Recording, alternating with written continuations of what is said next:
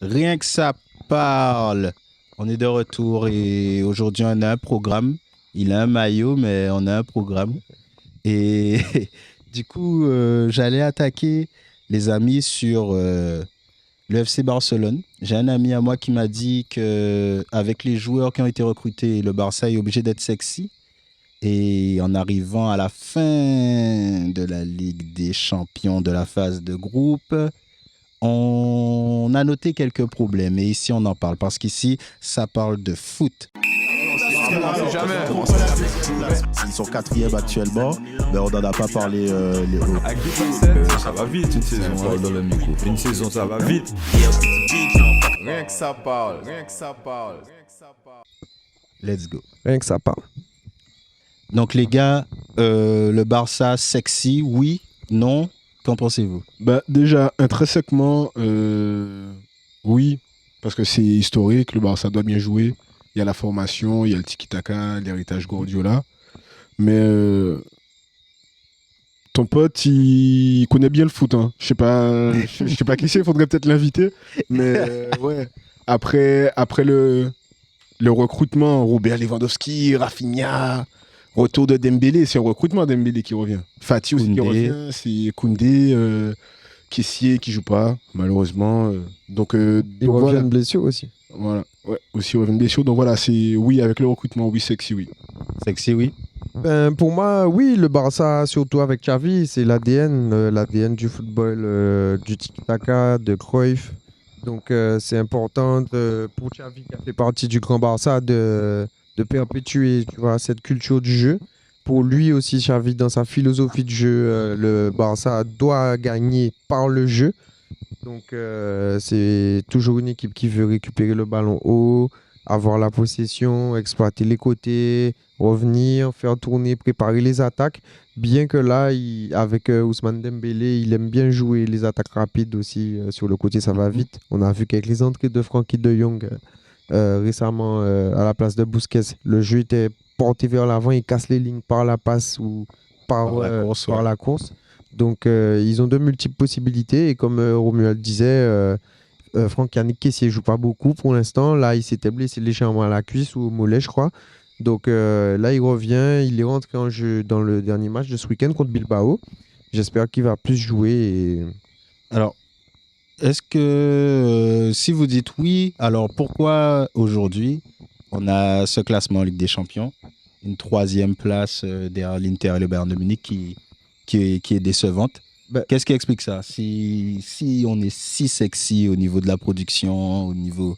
Par exemple, pour moi, c'est Xavi. Le dernier match contre l'Inter, c'est Xavi. Quand tu regardes la composition d'équipe, il te met Piqué, Christensen, des équipes qu'il ne met pas d'habitude. Piqué, Christensen, Busquets, Pedri. L'Inter, ce sont des Italiens. Ils vont jouer dur défensivement. Tu vois ce que je veux dire? Tchalanoglu par ses attaques, mais il met de l'impact physique. Et justement, il est en 6. Et tu as vu l'abattement qu'il avait? Tu vois, il était impressionnant. Et ça, avec les joueurs quand tu as les trois de derrière, les costauds, les gaillards, comment il s'appelle? Skriniar, Skriniar, Bastoni. Exactement, qui derrière, ça attaque Lewandowski. Lewandowski, il a été agressé. Et dans le bon sens du terme, puisqu'il n'y avait pas énormément de fautes. Ouais. Tu vois ce que je veux dire? Bien qu'il y a des contacts qui étaient durs, mais c'est ça. Tu ne viens pas avec un milieu qui va perdre. La bataille se gagne au milieu. Pour moi, les choix de Xavi sont contestables. Tu vois, et Rafinha, c'est pas quelqu'un qui défend énormément. Il fait des efforts, Dembélé aussi, mais tu vois, ce sont des efforts plutôt masqués. Ce sont des joueurs très offensifs. Et Gavi et Pedri et Busquets ont été bousculés dans le milieu. Donc du coup, Xavi est fautif sur la LDC parce qu'en championnat, ça se passe plus ou moins bien. Il y a comme la défaite face au Real que je trouve très décevante pour une équipe comme le Oui, Barça. clairement. Ouais, après, pour rebondir sur ce que Nico disait, je sais pas si c'est totalement la faute de Xavi, mais peut-être que Xavi il a un problème de riche. Peut-être qu'il a trop de choix. Parce que depuis le début de la saison, il se cherche défensivement. Il met Tanto Piqué, il a même mis Alonso une fois en défense centrale. Mhm. Il met Koundé, des fois il met Koundé latéral droit. Araujo est blessé. Donc même défensivement, il se cherche. Après, pourquoi en Ligue des Champions? Ligue des Champions, tu affrontes pas Bilbao à domicile. Tu affrontes pas Retafe, tu affrontes pas Osasuna. Là, tu affrontes l'Inter de Milan avec Lautaro Martinez, avec Edin Dzeko, des gars qui ont de la bouteille, des gars que tout le monde veut en Europe. Tout le monde veut Lautaro Martinez. Est-ce qu'il est à Paris? On ne sait pas. Mais forcément, quand tu arrives devant le Bayern aussi, grosse institution, tu as Mané, tu as Sané, tu as Musiala. Et pour le match contre le Bayern, tu as 30 minutes où le Barça domine, où ils ne marquent pas. Après, ils se font prendre et il n'y a pas la réaction. Il n'y a pas de réaction parce que c'est pas forcément, pour moi, une équipe, le Barça. Du sens où ils ne sont pas encore soudés. C'est beaucoup de joueurs qui ont été ramenés de par-ci, par-là, avec un petit socle Busquets, Gavi, Pedri. Mais même on voit Gavi, Pedri, c'est une autre génération que Busquets. Il y a Alba aussi, il y a Piqué. Mais tout ça, c'est une autre génération. Donc, moi, je dis que le fin de cycle, nouveaux joueurs arrivants, ça va prendre du temps. Ça va prendre du temps. Et des fois, je pense qu'il veut faire plaisir. Il essaye de jouer, avec son problème de riche, de la jouer un peu à la Guardiola. Sauf que Guardiola, les joueurs qui se sont parfaitement intégrés, on voit Akanji qui est arrivé, qui s'intègre, Ake qui était beaucoup sur le banc, qui s'intègre. Donc, c'est pas le même système et ça fait longtemps que Guardiola est là, il a son roulement. Donc, Xavi, ça fait à peine 1 an. Donc oui, il faut du temps et il faut qu'il tranche. Je pense qu'il faut qu'il tranche. Par exemple, au milieu, excuse-moi, je termine juste avec ça. Busquets, De Jong, il faut trancher. Pour moi, De Jong devrait être titulaire. Ouais, mais il y a pas photo. Hein. Il y a pas photo. Et au-delà de ça même, juste pour rebondir rapidement, faut que Xavi aussi, il se trouve. Parce que Xavi, il a entraîné une équipe d'Arabie Saoudite et il n'y a rien. Hein. Donc voilà, donc faut que lui aussi se cherche, il se trouve. Il ait ses choix, il trouve peut-être son style, peut-être qu'il a un style différent. Pas tiki-taka, peut-être tiki-tako, je sais pas comment il va l'appeler, il va l'amener. Mais il faut aussi que lui, il se cherche et il se trouve aussi. Alors moi... moi, je trouve que t'es dur quand même, ça, vu, il a son style. Voilà, il a son style Barça et qu'il essaye d'installer justement. Après, moi, je pense qu'il a... En fait, le problème, c'est les faveurs là. Pour moi, en ce moment, c'est les faveurs. Il y a trop de faveurs pour qui, des fois, voilà, ça vaut pas la peine. Tu vas faire rentrer Alba, tu vas faire rentrer Busquets, tu vois, ils vont grappiller leur dernier temps de jeu. Tu vas faire rentrer Piqué, tu mènes 3-0 à Bilbao. La première mi-temps qu'ils font à Bilbao, 3-0 mi-temps. Là, je fais tourner, tu vois, j'essaie de voir en cas de ces messieurs, mettre autant genre. Par contre, s'il y a 3-2, ou bien que ça devient dangereux, que Bilbao revient avec ces gars-là sur le terrain, là, je tranche. Vous n'allez pas rentrer comme ça. Tu vois, parce que vous n'êtes pas au niveau. Tu vois ce que je veux dire? Mais quand vous êtes... Si ça se passe bien, là, on fait ce petit roulement-là, comme ça, on fait souffler les titulaires. Mais il faut qu'ils tranchent, il faut qu'ils choisissent. Alors moi, pour revenir sur ce qu'on disait de base, le côté sexy, moi, je suis sur ma faim. Parce que tu parlais du milieu de terrain. Pour moi, Gavi et Pedri, aussi fort soit-il, les deux ensemble, c'est pas possible. Surtout quand tu as déjà Busquets derrière. Les trois jouent copier, il n'y a personne pour aller faire une course. C'est trop lent. C'est trop lent. Et en Ligue des Champions, on le voit. En Ligue des Champions, ça suffit pas. En championnat, oui, tu vas gagner, Bilbao, tu vas gagner. Mais tu te prends une volée contre Real. Tu prends une volée contre Real, tu perds contre l'Inter. Le match retour, tu fais nul. L'équipe est devant toi. Tu n'as pas été capable de la bousculer. Tu as été capable que de réagir. Tu as pris 3 buts. Tu prends 3 buts. Il n'y a pas de faveur.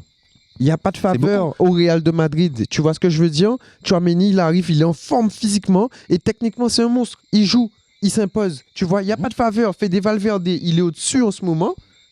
En ce moment, c'est un top 3, hein, la mondiale. Hein, là. Excusez-moi, peut-être que je vais blesser certaines personnes. Je ne suis pas madrilène, mais Fede Valverde, là, on peut dire que là, ces gars-là, ça tranche, ça joue. Physiquement, ça te bouffe les petits gamins. Les petits gamins, ils ne sont pas encore prêts. Et ces gars-là, en plus, Valverde, c'est un méchant. T'as vu, tu te souviens de son taxi Morata? Tu sais que c'est un gars qui va à la guerre, lui. C'est un Uruguayen. Il y a ça. Et en plus, t'es au Bernabéu. Rajoute ce facteur-là.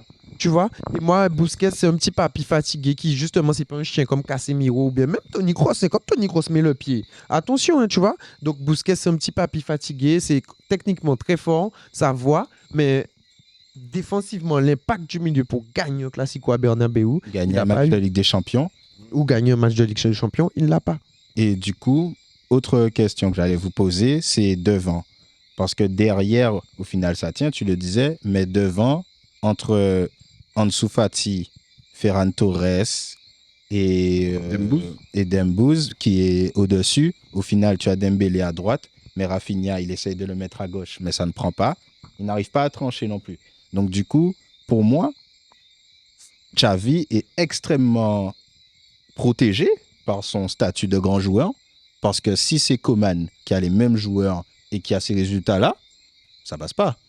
Ça passe pas. Je pense pas qu'on serait aussi clément. Peut-être pas que ça passe pas. Tu es troisième de ton groupe. Après, Coman, En c'était Ligue des catastrophique. Champions, Hein. oui, c'est Coman, vrai. c'était catastrophique. Hein. Mais oui, mais Coman. Coman n'avait pas Ansu Fati, il avait tout le monde blessé, il n'avait pas Lewandowski, il n'avait pas tous ces joueurs-là. Tu vois ce que je veux dire? Aujourd'hui, moi je suis désolé, si Dembélé est plus fort que Rafinha, c'est un choix, c'est un fait. Dembélé est à droite. Si Rafinha ne peut pas jouer à gauche, il ne joue pas à gauche. Point à la ligne. Voilà, on en vient au point que Xavi Tu es doit obligé, trancher. tu dois mettre Ansu Fati ou tu mets Voilà. Ferran Torres. Malheureusement, il a dû conjuguer avec les blessures d'Ansu Fati et il a vu que Ferran Torres n'est pas compatible avec Lewandowski. Et c'est vrai, Lewandowski, lui, a dit en personne, c'est vrai, Lewandowski lui a dit, écoute, Ferran, c'est pas Hernandez, possible. notre jeu, on n'arrive pas à Ferran, il est bon, hein. Attention Ferran, hein. Mais Xavi, on n'arrive pas bien à combiner lui et moi. Et c'est pour ça qu'il fait, tu vois. Et en vrai, c'est vrai, ça se voit en plus dans le jeu. Parce que Ferran, il est. Ferran, c'est pas vrai. Voilà, il pas cannibalise vrai, pas trop, vrai. justement, voilà, le but, tu vois. Il va Exact. trop et il bouffe trop de l'espace à Lewandowski sur des appels où il vient fermer, tu vois, ou bien ça rapproche les défenseurs. C'est pas de beaux mouvements, tu vois, qui vont avec le jeu de Lewandowski. Pour moi, Ansu Fati devrait jouer, mais il revient progressivement. C'est là que ça a besoin de temps pour moi. Et c'est dommage pour Memphis qui aurait peut-être pu avoir sa carte à jouer à gauche, mais peut-être que il le voit plus en soutien de Lewandowski en backup, quoi. Si le Barça va en Europa League et finit sûrement champion, et peut-être en championnat, tient la corde au Real ou prend une coupe, est-ce que la saison pour vous serait sauvée ou est-ce qu'elle est morte à partir du moment où tu passes pas le groupe? Non, pour moi, il serait sauvé. Hein. Ça serait une grosse désillusion qu'il passe pas le tour de la Ligue des Champions, mais qu'il le passe pour quoi après? C'est ça, tu fais une saison. Est-ce que tu as envie d'avoir une saison blanche et dire ah, mais on a passé les poules, mais on s'est fait sortir direct? Tu vois, donc moi, je pense que se faire reverser en Europa League au moins. Après, ça va peut-être mettre plus de pression sur l'équipe parce que là, ils seront obligés de la gagner. Très clairement, hein, ça sera un objectif clairement établi. Mais je pense que c'est déjà un peu plus à leur portée. Mais pas sûr qu'ils la gagnent. Hein. Pas sûr qu'ils arrivent au bout parce qu'il y a quand même l'Olympique de Marseille, attention. Non, en vrai, franchement, non, je pense que Francfort sera en Europa League. Du coup, ce sera une revanche pour le Barça face à Francfort. Donc, j'espère qu'ils vont. Lewandowski, il a l'habitude de T'as jouer. vu comment il a beauté? Non, c'est Francfort qui va aller là-bas, nous on passe. Rendez-vous mercredi. Rendez-vous mercredi. Non, chers j'aime ça, auditeurs, j'aime chers, cette confiance. Tu peux non. le dire à haute voix, s'il te plaît. Attends, Pour qu'on puisse rigoler après. je poursuis mon propos. Pour qu'on puisse rigoler après s'il y a élimination. Non, en fait, pour moi, clairement, le Barça, effectivement, comme tu dis, c'est un bon raisonnement. S'ils vont en Ligue Europa, ils auront cette pression où ils doivent la gagner. Mais je pense que c'est un bon test pour eux, c'est un bon lot de consolation. Et mieux vaut faire ça qu'une saison blanche. Sachant que, on va pas refaire le monde, mais je pense pas que l'Inter va perdre rapide scène. Donc, voilà. C'est compliqué pour le Barça. Lautaro buteur. Lautaro buteur contre Plitzen pour les paris. S'il est Lautaro titulaire. buteur. Donc du coup, pour enchaîner, parce que le Barça, on verra s'ils passeront le groupe, mais c'est très compromis. Mais toi, tu as emmené un maillot aujourd'hui? Ben oui, attends, ça décriait, sur ça parle de foot, Cristiano, Casemiro, ça remettait tout en question, c'était la folie. Donc là, aujourd'hui, là, tu fais partie de ces supporters de Manchester qui commencent à y croire? Ben en fait, dès qu'il n'y a plus Maguire, moi je suis content, tout le monde le sait, Maguire c'est le chat noir, McTominay aussi, il est rentré, il a donné un penalty. Heureusement que Kazé était là, parce que Kazé c'est la clé, hein, on le sait tous. Mais t'es pas déçu de ce début de saison? Plus sérieusement, déçu du début de saison, on avait déjà discuté de ça. Après, fallait laisser le temps. Tu vois, moi, j'étais pas plus déstabilisé que ça ou pas confiant. J'avais quand même des doutes. Parce que, offensivement, faut se chercher. Défensivement, Maguire était toujours là. On se pose des questions. Mais Tenaga fait des choix. Comme tu dis, Nico, des fois, il faut faire des choix. Maguire sous le banc. Il a cherché son milieu de terrain, il a des fois associé McTominay avec Kazé avec Fred, etc. Les deux ensemble, Kazé avec Fred. Là, apparemment avec Fred ou Eriksen, parce que Eriksen n'est pas là. Descend. Voilà, donc il a trouvé son milieu de terrain, il sait que Kazé, c'est un élément important. Offensivement, il s'est trouvé aussi avec Anthony et Sancho. Sancho qui revit clairement Sancho, c'est magnifique ce qu'il fait maintenant Sancho. Anthony, la classe incarnée. Après, en point de devant, Rashford est toujours mieux que Cristiano. Ça, c'est clair et net. On ne va pas débattre 20 ans sur ça. Cristiano, c'est un joueur. Qu'est-ce qu'il y a, Nico? Dis-moi. Qu'est-ce qu'il y a? Vas-y, je laisse parler parce que Cristiano, pour moi, juste pour finir, c'est un joker de luxe. Tu le fais rentrer 60e, 70e, le gars fait ses minutes, tu le respectes, les gens du club, et tout se passe bien. Ten Hag gère tout bien pour le moment. Varane. Donc, du coup, ça me objectif pose pas top mal. 4 possible. Oui, même, je dirais même top 5. Hein. On peut essayer de toucher le top 5. La saison, elle est longue. Arsenal, City, pour moi, c'est un cran au-dessus quand même si qu'on a battu Arsenal en confrontation directe. Mais ouais, la troisième, je vois personne en troisième place. Liverpool me fait pas peur. Tottenham non plus, on l'a encore vu. Newcastle peut peut-être tenir, vu qu'ils ont que la première ligue à championnat. jouer. Mais sinon, top 3 possible, ouais, clairement. Du coup, j'avais juste un petit papillon qui volait près de moi, t'inquiète pas. Et je disais juste que bizarrement, Cristiano est relégué sur le banc et les résultats de United vont vers le haut. Bizarrement.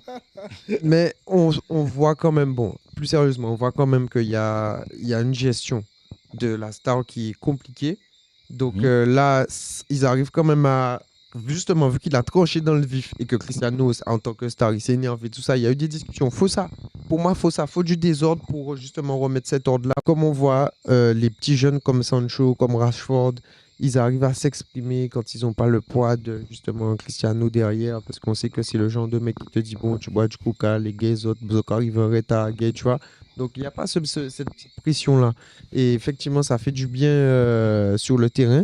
Et dans le vestiaire, je pense que Cristiano aussi doit prendre sur lui pour s'adapter à ce rôle et pour justement, quand il revient, parce qu'on le connaît en tant que Cristiano, quand il revient toujours plus fort, que vas-y, j'ai 12 minutes, mais voilà, je te mets 2 buts, tu vois. Là, je te mets 2 buts. Là, je suis comme une bête, je défends, je me bats pour l'équipe. Après, bon, pas qu'il soit personnel non plus, bien que c'est un joueur assez perso, mais on voit pour qu'il s'implique et que Manchester, oui, je pense que viser le haut du classement, c'est tout à fait possible. Je pense qu'ils ont clairement leur chance s'ils continuent sur cette voie-là. Surtout ne pas perdre. Très important. Go. Oui, ce que vous disiez sur MU, c'est très intéressant, mais surtout ce que j'allais dire, c'est que juste on parlait de Xavi et c'est pas mal le parallèle, c'est que aussi Ten Hag, et contrairement à ce que Xavi fait, Ten Hag a trouvé aussi son jeu. C'est-à-dire que on joue en attaque rapide, on récupère le ballon, on joue vite vers l'avant. On va presser un peu moyennement haut, mais le schéma de jeu, il est clair. Donc du coup, quand l'équipe joue, et notamment malheureusement pour Cristiano Ronaldo quand il n'est pas là, du fait qu'il y ait Rashford devant, ça, c'est le profil de joueur dans le style de l'équipe, et du coup, on voit une certaine continuité dans le jeu et on voit que ça peut tenir, d'autant plus si ça prend petit à petit, qu'Eriksen continue à faire des bons matchs, etc.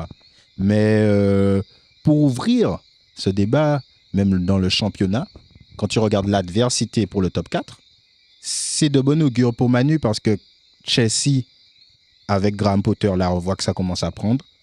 Petit à petit, il a remis un système à 3, il a retrouvé quelque chose. Mais ce n'est pas intouchable. Newcastle, qui est une très bonne équipe, a fait un super travail, mais ce n'est pas intouchable pour Manu non plus. Et je pense qu'au bout d'un moment, il va y avoir des points qui vont être lâchés également. Tottenham, là, c'est une période difficile pour eux. Donc oui, il y a de quoi être optimiste du côté de Manu. Oui, bien sûr, optimiste, parce que, bon, après, on va parler aussi de Liverpool, aussi, qui est dans la bataille. Hein. Liverpool perd beaucoup de points. Là, ils ont donné des points ce week-end. Mais après, aussi, en Première Ligue, ça va très vite. Entre la 7e et la 18e place, 17e place, ça se joue en 7 points. Mais Donc, même Liverpool, ils ont 16 points, le dernier a 9 points, 7 points d'écart. Hein. Donc, il n'y a rien, ça peut aller très vite. Comme Nicolas dit, c'est ne pas perdre de points avant tout. C'est ce que Newcastle fait très bien. Newcastle perd très peu de points. À l'extérieur, ils sont injouables. À domicile, c'est pire. T'as Almiron qui prend un bon relais de Saint-Maxime pendant qu'il n'est pas là. Exactement. T'as un retour de Wilson pendant qu'Isaac n'est pas là. Aujourd'hui, le championnat se joue en 3-4 victoires de suite. En 3-4 victoires de suite, tu es sur le podium. Pour les équipes dont on parle là. Oui, donc. c'est ça. Enfin, tu es sur la 3e place. 3-4 victoires de suite, oui, mais en fait, c'est la régularité. Il faut s'installer. Tu vois, tu t'installes et tu prends un rythme. un rythme petit à petit, voilà, comme Newcastle, tu perds pas de points, tu t'installes, tu marques des buts, tu es solide. Allez, la confiance, ça monte. Et c'est ça. Et après, tu vois, c'est des équipes qui ont de l'argent, c'est des équipes qui ont des moyens. Il y a des Av- choix à faire. Avec des Il y a bons des choix, des bons recrutements, possiblement. Voilà, ne pas surtout faire des bons choix. Voilà, quand il faut trancher, voilà, quel poste doubler, à quel moment, voilà, il faut vraiment voir où il y a des défaillances. Jusqu'à présent, ils l'ont fait. Hein. Voilà. Et pour parler du top du championnat, puisqu'on a parlé des poursuivants, j'ai envie de dire, entre Manchester City et Arsenal qui tient la tête, est-ce que vous voyez, vous, Arsenal, tenir cette position sur le long terme, c'est-à-dire tenir le choc face à Manchester City qui est un ogre, et on va pas parler de celui qui plante devant, mais est-ce que vous voyez justement Arsenal pouvoir tenir tête à cet ogre? En tant que Gunners, j'aimerais bien. Mais franchement, je pense que l'ogre, au moment, la locomotive va passer. Ils vont mettre leur rétro, ils vont regarder Arsenal. Parce que voilà, City, on sait que c'est une machine à APL, c'est une machine de première ligue. Si ça se trouve, voilà, on a vu qu'il y a eu quelques accros en Ligue des Champions. Ça n'a pas 12 points là, ils ont 10 points. Donc voilà, City, on sait que ça peut craquer au niveau européen. Donc pour eux, il faut l'APL. L'APL, c'est important pour qu'ils s'installent, pour qu'ils arrivent à rattraper un petit peu les records historiques de victoire des deux clubs de devant, Liverpool et Manchester United, Ouais. pour justement avoir une légitimité, entre guillemets. Vraiment écraser cette décennie à tel point que, et c'est ce que les propriétaires de City veulent faire. Et donc je pense que, voilà, l'ogre, c'est l'ogre. Mais Arsenal a un jeu alléchant. Arsenal, justement, de par sa position, peut attirer des joueurs intéressants. Imaginez, Sterling avait été proposé avec Jesus et Zinchenko. Donc imagine Raheem, tu vois, qui peut être là. Martinelli serait rentré, il aurait été... C'est un pétard, Martinelli. Mais tu vois, avec Raheem Sterling et Gabriel Jesus, tu vois, avec du jeu, c'est intéressant. Arsenal a de l'animation. Et en plus, il fait tourner Arteta en Europe. Raheem ou Saka? Saka, tu voulais parler de Saka? Non, il parlait de... Non, en fait, je disais, imagine Si si Raheem Sterling Sterling avait était signé, rentré. il avait été proposé. Mais là, c'est très bien, voilà, Martinelli, ça tourne avec Saka. Il y a Gabriel Jesus, évidemment, bon. Il y a Odegaard. Voilà, Odegaard, Smith Rowe qui revient, qui était blessé. Mais voilà, il y a vraiment un turnover. Il fait rentrer Vieira, enfin, il fait jouer Vieira et Marquinhos en Europe. Ça gagne quand même. Il fait jouer Tierney derrière. Il fait, voilà, de temps en temps. Oui, il concerne tout le monde. Tomiyasu, il concerne tout le monde. Et c'est intéressant. Et tu vois, bon, effectivement, je l'ai beaucoup critiqué, Mikel Arteta. Mais il a vraiment un process. Donc, il est vraiment sur le processus. Et on voit que ça paye aujourd'hui avec cette place-là. Mais je ne sais pas si ça va suffire sur le long terme. Mais en tout cas, je pense qu'ils vont réussir à retrouver la Ligue des Champions au terme de cette saison. S'ils continuent à jouer aussi bien et à Donc marquer. Arsenal top 3. Peut-être pas champion, mais top 3. Top 3, oui, je pense. Et City champion, plus ou moins sans surprise. City sans surprise pour moi parce que justement on voit que Liverpool, l'équipe qui est vraiment loin. Après Arsenal, je les vois pas tenir la cadence, mais si jamais, voilà. En fait, pour moi, après le Ce serait Boxing une bonne Day, surprise. après la Coupe du j'ai une Monde, analyse Boxing Day, différente, hein. je pense qu'on aura des idées plus claires. J'ai une analyse différente, moi, en fait. Hein. Moi, je vois ça un peu comme... Arteta, c'est un peu l'élève de Guardiola, clairement. Ouais. Même dans la façon d'animer, au niveau du jeu, on le voit. Les latéraux qui rentrent dans l'axe du terrain, ça, c'est Guardiola. Ça, c'est personne d'autre. Les deux ailiers. C'est même Guardiola City. Voilà. Donc, les deux État- La dernière City. évolution, tu vois, Ouais, il comme était dans adjoint à Pokémon, City. tu vois. T'as les deux ailiers qui écartent au max, comme à City, des milieux de terrain qui n'hésitent pas à se projeter, sauf Partey, mais sinon, Odegaard se projette. Donc voilà, moi, Arsenal a perdu un seul match contre Manchester. On sait tous que Manchester, c'est la meilleure équipe d'Angleterre, donc à partir de là, il n'y a pas de problème. Non, mais après, Manchester, dans les gros matchs, il se sublime. Ça, tout le monde le sait. C'est pas. C'est historique. Voilà, ça c'est historique. Mais au-delà de ça, ils ont perdu que contre Manchester. Sinon, ils ont perdu aucun match. Ils ont fait 2 nuls. Sinon, c'est que des wins. Que des wins en première ligue. Donc là, justement, le gros test, ça sera contre City. Mais moi, j'ai une lecture différente. Moi, je pense que Arsenal peut tenir sur le long terme, sachant qu'en Ligue Europa, ils mettent une équipe complètement différente. Donc, au niveau du ratio, temps de match, fatigue... ça va. ça va, en fait. Et derrière, ça suit avec les Vieira, avec les Nketiah, avec les Smith Rowe, avec les Tomiyasu, les Marquinhos. Et ça permet aussi d'avoir un groupe qui est clairement. engagé dans le projet parce que Et tout à l'heure, Ramsdale, c'était ça la principale faiblesse d'Arsenal avant, les gardiens. Et un Ramsdale qui a rassuré. Il rassure maintenant, c'est même plus un problème de parler de gardien Arsenal. Aujourd'hui, pour toi, Arsenal n'a jamais eu de problème. Alors qu'Arsenal, ça a été, ça historiquement, avec les Seaman, l'Allemand Alemann. Il y a toujours eu un gardien plus ou moins bizarre. C'est notre partie locale. Guada. Ça se passe ici. Alors, sur sa parole de foot, on va vous présenter des joueurs guadeloupéens qui sont professionnels et également parler un petit peu de la R1. La R1, le championnat le plus élevé de la Guadeloupe. Alors, pour parler des joueurs professionnels guadeloupéens, cette semaine, j'ai choisi quelques joueurs à présenter, mais sachez que la liste n'est pas exhaustive. Hein. Donc, il y a d'autres joueurs qui font des performances, mais je voulais déjà parler des Guadeloupéens qui sont FC Sion, puisque le FC Sion, qui est une équipe donc, de première division suisse, a 3 Guadeloupéens, dont 2 Guadaboys, Cavaré et Saint-Igny. Et du coup, c'est une équipe qui fait un bon début de saison, qui est 3e. Malheureusement, il y a beaucoup de victoires, beaucoup de défaites, je voulais dire, depuis le début de championnat, et notamment des contre-performances à domicile, qui fait que l'équipe n'est pas au devant. Voilà, ils sont 3e, ils sont derrière Servette et les Young Boys de Berne. Et du coup, la défense titulaire, la plupart du temps, c'est Cavaré et Saint-Igny. Donc, du coup, nos Guadaboys, Cavaré qui joue un peu plus haut en sélection. Et ça tient bien. Ils ont recruté Mario Balotelli, qui a marqué ce week-end. Ils ont réussi à faire nul aux Young Boys ce week-end. Donc, chez les premiers, ils ont fait le nul. Ils sortaient d'une mauvaise passe. Donc, je pense que ça peut être intéressant s'ils réussissent à finir dans les 2 premiers, que l'année prochaine, on aurait des Guadaboys européens, des joueurs de la sélection de la Guadeloupe en Europe. Ce serait pas mal.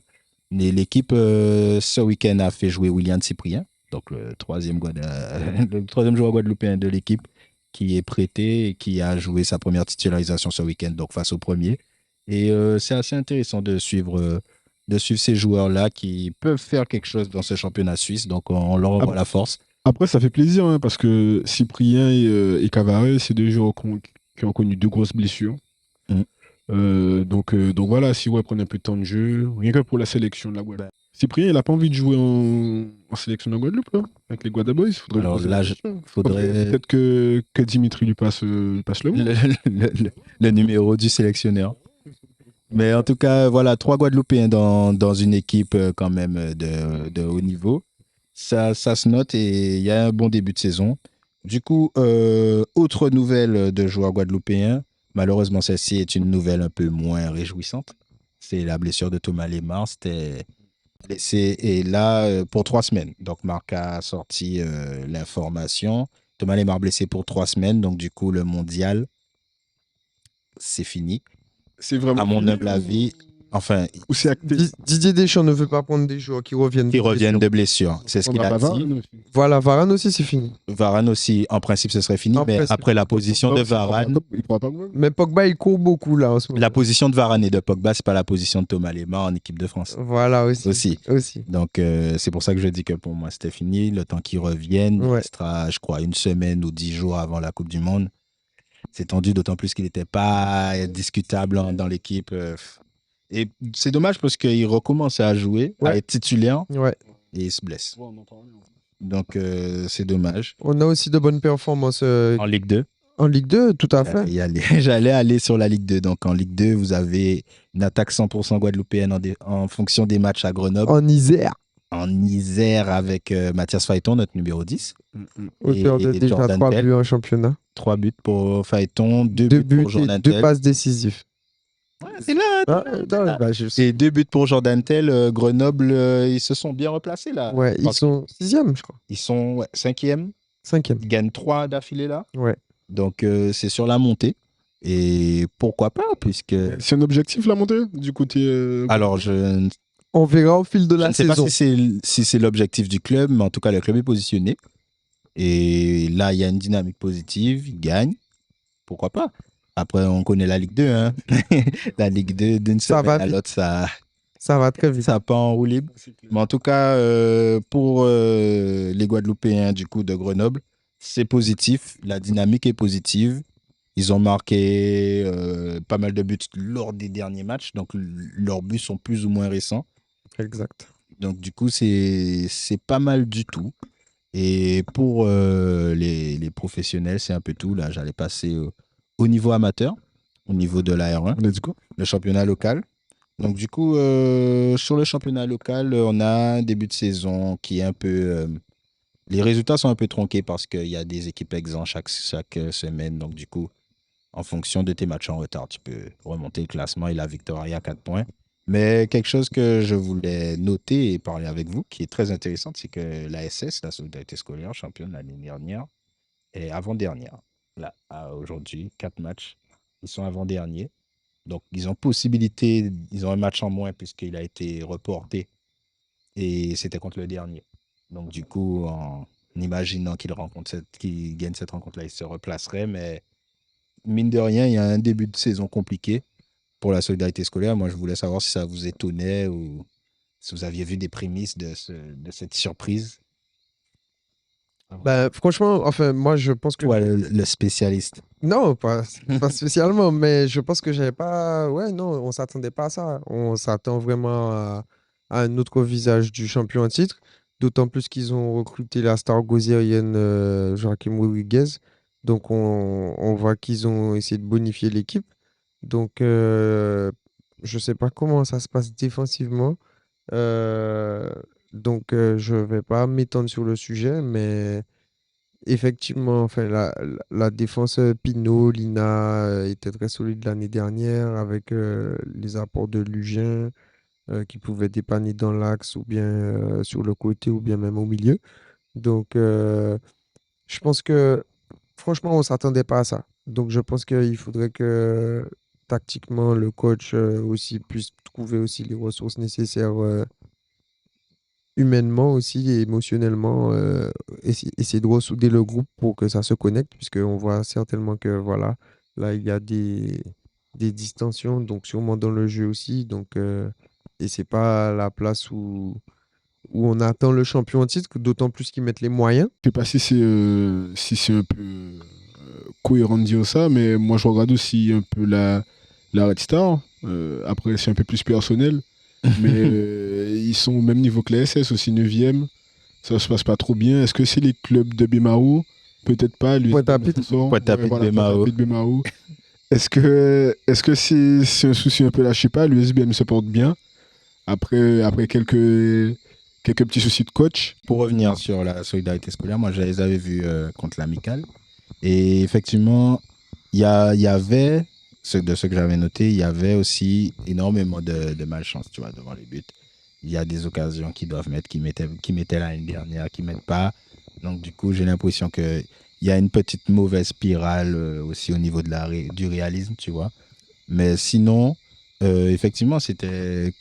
en regardant le classement, j'étais assez choqué. Je me dis, mais fou. Tu penses que le départ de Fafou Mirval est une grosse perte On aurait dit que là, le départ de Fafou Mirval, ouais, se fait ressentir, puisque sur certaines actions, tu notes qu'il y avait quand même un manque de réalisme. Et la plupart du temps, la SS domine ses matchs. La SS a le ballon, la SS quand même met la pression sur l'adversaire et du coup, il y a un problème tu de te dis finition. que voilà, au niveau de la finition, si les ballons qui passent à côté Vont au fond, vont c'est au peut-être fond, différent. ça change énormément le match. Mais la réalité est telle. D'autant plus que voilà, sur la R1, tu n'as pas des écarts énormes de niveau. Clairement. Donc du coup, tu as plein de bonnes équipes qui vont te poser des problèmes et si toi tu loupes, Voilà. on a l'œil plante et puis Ouais, c'est clair. tu te retrouves à courir derrière le score. Je me demande, est-ce que justement, on n'a pas eu ce syndrome-là avec l'AS Gauzier, avec la perte de leur attaquant, Ricardo Philibert, on a vu, du coup, ils n'ont pas réussi à conserver leur titre. Mhm. Et du coup, il avait fait un très bon début de saison. Il était meilleur buteur du classement, je crois, avec derrière Fafou Mioval quand même. Mais et on a vu que justement, avec la perte de ce buteur, les résultats étaient plus poussifs du côté de l'ASG. Donc cette saison, c'est assez compliqué également. Donc, est-ce qu'il n'y aurait pas le syndrome, on va dire une grande attaque en dépendance dans notre championnat de R1 en fait. Il C'était faut là un où je vrai voulais en buteur. venir. On a l'impression que quand même, si tu veux performer, il te faut cet attaquant-là. Mm. En R1, c'est important. Ouais. C'est important et ça fait énormément de différence. Mais on va continuer à suivre le championnat. Je pense que la SS va se reprendre. Déjà en gagnant son match en retard, ça les replacerait. Et ensuite, il y a des confrontations avec des équipes qui sont placées devant à remporter. Et puis, je pense que logiquement, le champion reprendra une place vers les devants. Mais en tout cas, le début de saison compliqué était quelque chose à noter. En parallèle, je voulais saluer quand même le bon début de saison de la Gauloise qui fait de bons résultats, qui marque Ils ont beaucoup de gagné buts. le CSM. Ils ont gagné le CSM 2-1, je crois, ce week-end. Exactement. Donc la Gauloise montre un visage solide. On se rappelle aussi qu'ils ont perdu en finale contre la SS l'année dernière à l'issue des playoffs. Donc la SS est beaucoup moins bien en ce moment. Si la Gauloise continue avec ce rythme et cette régularité, je pense qu'il pourrait faire figure de vrais challengers pour le titre cette année. Et c'est vrai que c'est intéressant d'avoir peut-être ce coup de moins bien de la SS parce qu'au final, ça ouvre le championnat. Exact. Et on avait l'impression que dans l'hégémonie AS Gosier, elle arrivait à une fin. La SS a gagné, peut-être instauré une hégémonie. On voit que c'est pas aussi facile. Donc, du coup, le championnat est beaucoup plus ouvert. Et on se dit, voilà, il y a l'USBM qui a commencé en trombe. Il y a la Gauloise. Il y a d'autres équipes le Phare. Je suis allé voir. C'est une très bonne équipe. Très bonne équipe. Et du coup, on a toutes ces équipes-là. On se dit que là, on a une course à 4-5 comparée à la course à 1-2 qui était prévue plus ou moins quand tu discutes avec les gens. C'est vrai que le championnat est plus ouvert et n'oublions pas qu'il y a les deux poules. Effectivement, il y a des équipes comme la Jeunesse Évolution dans l'autre poule qui peuvent justement le Sporting également, qui peuvent aussi être des équipes qui posent des problèmes lors des playoffs. Donc voilà, effectivement, comme tu dis, on s'attendait à une hégémonie de la SS. Ils faisaient un peu figure d'ogre, bien que l'hégémonie d'AS Gosier ait une partie en période Covid. Donc le championnat a été coupé tôt 2 fois. Donc ils sont quand même champions, même si ça ne remet pas en question leur titre. Mais voilà, c'est pas une saison complète. Donc la SS, on s'attendait à ce qu'ils soient devant pour longtemps.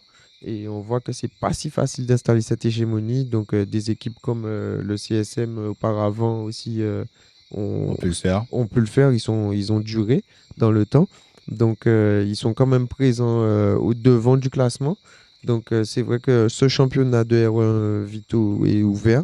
Et je pense que c'est de très bien pour ce championnat qui est justement cette diversité. Et on s'attend à voir de gros matchs encore et du spectacle. Yes, c'était un peu tout pour la partie locale Guada aujourd'hui. Je ne sais pas si vous aviez un joueur que vous vouliez, un joueur guadeloupéen professionnel ou un joueur de R1 que vous vouliez peut-être mettre en évidence avant de rendre l'émission. Il y a un joueur de la Gauloise qui s'appelle Malik. Bon, après, c'est un poteau, on se croisait en saut et tout ça avec mon grand poteau frangin Marvin. Et on allait jouer au instant sentimental. Avant tout petit, enfin pas tout petit, mais il était plus jeune, il jouait dans les équipes jeunes de la Gauloise. Et aujourd'hui, je le vois titulaire et tout, je crois qu'il joue latéral droit.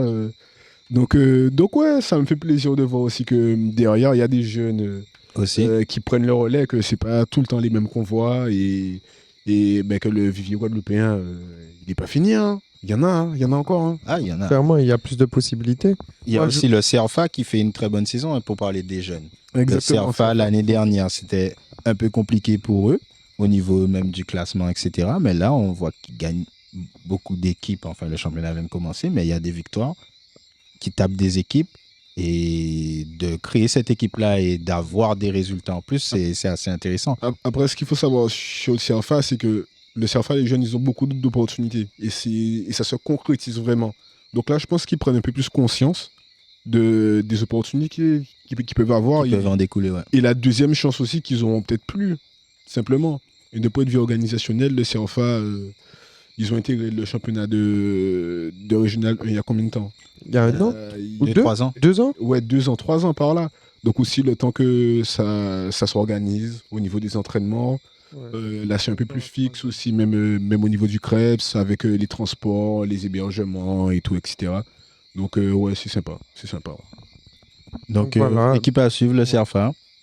Moi, je voulais saluer Avinel qui est titulaire ces temps-ci avec Ajaccio. Donc, titulaire notamment lors de la victoire contre Marseille. Donc, il a été buteur la C'est vrai. semaine d'avant. Donc, c'est très bien. Il a Cédric joué contre Avinel le et PSG. Michael Alphonse aussi, Voilà. Guadaboy. Michael Alphonse également, qui est également titulaire dans cette équipe. Donc, saluer leur performance. Et puis, évidemment, saluer encore notre Mino Matistel qui rentre régulièrement en jeu avec le Bayern de Munich. Bien sûr. Le club qui lui fait confiance, on voit qu'il mise vraiment sur ce joueur à l'avenir et on lui souhaite beaucoup de chance. Mais c'est un ovni, Matistel. Oui, je pense qu'il ira très loin. C'est le genre de Je pense joueur qu'il que ira tu très loin. croises tous les 15 ans. Ouais. 17 ans, le gars est grand, costaud, technique. Ouais, mais le pire, intelligent. Finisseur. ce qui est bien aussi, Laisse tomber. c'est qu'il a un grand frère, tu vois.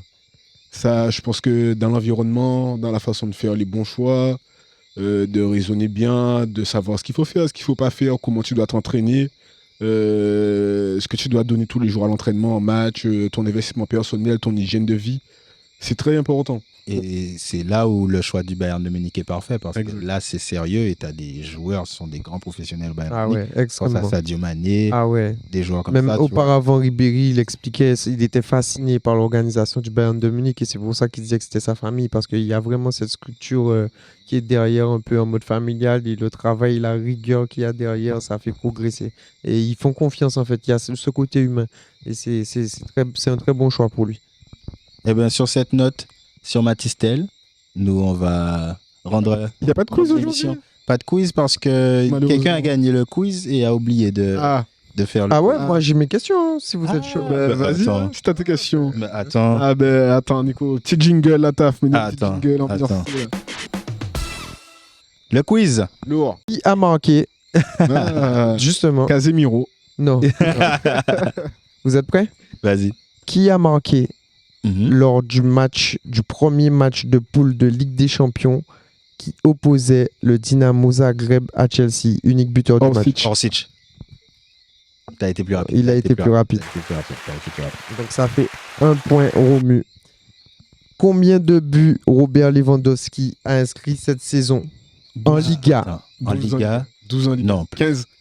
15 ans Liga. Oui, calme-toi. 15. Tu as 15, déjà c'est dit mon 12. dernier mot. Non, Moi, non, j'ai dit 15. 13. 15.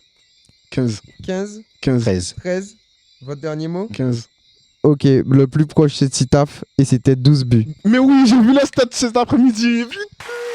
Je me donne des applaudissements. Voilà. Ça fait un partout. Alors, on va passer dans notre cher championnat de Ligue 1. Aïe. Là, c'est une question technique. Mais comme vous aimez la première ligue, vous allez trouver. Donc, ça va être la rapidité. D'accord? Vas-y.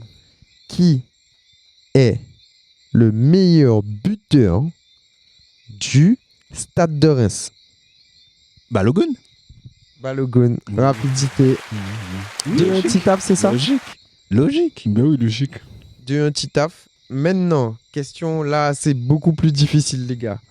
Là, Ok. j'espère que vous serez prêts. Il met des feintes, il me dit, tu sais, j'ai oublié le quiz. Et en fait, c'est un gros quiz. C'est clair. C'est un quiz à base de qui est le meilleur buteur de Reims. Alors, non. Alors, vous êtes prêts? Vas-y. Ok. Alors, est-ce que vous êtes capable, là, c'est un petit bonus, hein, celui qui, là, c'est un point craquant. C'est même pas le quiz, ça. Donc, Mhm. est-ce que vous êtes capable de me donner le top 3 de Ligue 2 actuellement? Chacun son tour. Ah, moi, j'ai Bordeaux. J'ai en deuxième position Le Havre. Et en troisième position... Ah, c'est le troisième qui va me faire chier. Sochaux. Putain, il a trouvé Sochaux. Il a trouvé Sochaux, c'était Sochaux. Ben oui, c'est ça. Tu c'est peux ça. valider si c'est mais, ça, hein. Mais moi, j'inverse Sochaux et Le Havre. Juste par esprit de contradiction. C'est sûr? Mais je sais que c'est pas ça, mais. Ouais, mais attends, il a envie de. Vas-y. Sûr. Non, non, mais en vrai, comme il sait que c'est pas ça, c'est ça, comme il disait, donc c'est ça. Mais Donc, oui, En ça. vrai, je vous Alors. donne tous les deux le point, voilà. Parce que c'est ça, et c'est pas mal. Mais justement, ma question, en fait, c'était Bordeaux est premier du championnat Ligue 2. Combien de points ils ont? 27. 27. Pile. En Paris. Mais là, on joue déjà. Mais allez, moi je dis 26. Vas-y, on joue déjà à 27. Pourtant, c'était ton équipe, je pensais te donner le point. Oui. Mais Ils t'as sont- pas donné toute la réponse sur la Ligue 2. Son équipe est même pas en Ligue 2. Il me laisse même pas.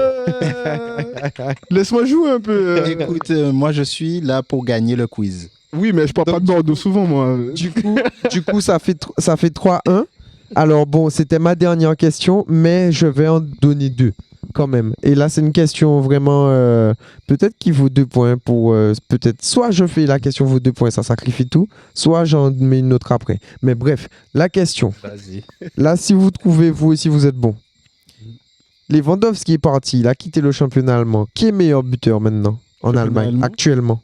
Je dirais soit S'il y a Fulkrug, des soit ex-aequo- Fulkrug. ouais. soit Fulkrug. S'il y a des Soit, ex-aequo, le nom juste. Non, et c'est bon, c'est Je bon. pense que c'est Fulkrug de Wolfsburg, je crois. Ou alors. C'est T'as encore une chance, hein, Titaf, si tu veux. Moi, Je suis un deuxième. juste pour dire quelqu'un, je vais dire. Ok, bon, déjà, il a le point full con, parce que c'est full con, mais il y en a un ex-aequo. Il y en a un Ouais, c'est ça, ex-aequo. je me suis Eh dit ben, un deuxième. l'attaquant de l'Union Berlin, le Surinamien. Comment il s'appelle-t-il encore? Baker, Baker. Non, je dirais pas Baker, c'est pas Baker. Moi, je dis Baker. notre Marcus Thuram national, les gars.